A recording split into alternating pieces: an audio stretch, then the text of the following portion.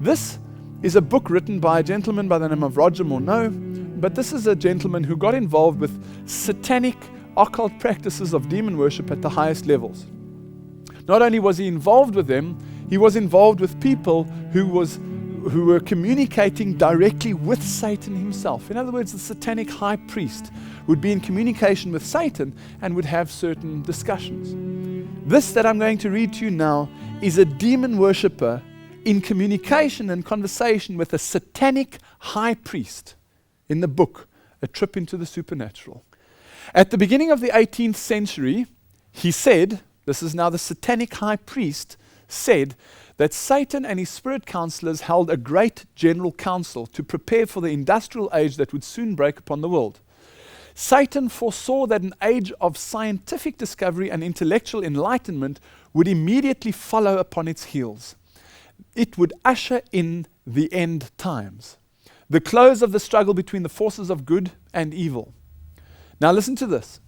Since Satan had been studying the prophecies of the Bible, he understood the meaning of Daniel 12 verse 4 that described the time of the end, how many shall run to and fro, and how knowledge would be increased.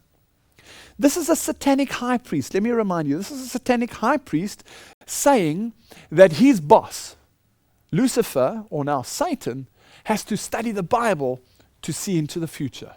Wonderful, wonderful knowledge. We've got the same ability to defend ourselves as what he has to deceive us.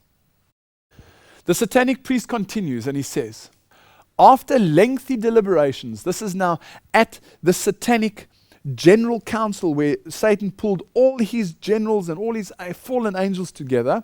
After lengthy deliberations, he said, returning to the subject of Satan's general council, the council closed after having produced plans for deceptions that would disqualify vast numbers of people from Christ's kingdom.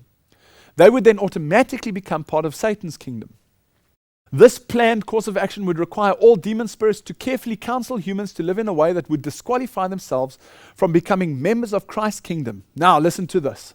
Satanic high priest says, the spirits, these are demons, fallen angels, would encourage people to listen to their feelings instead of the word of Christ and his prophets.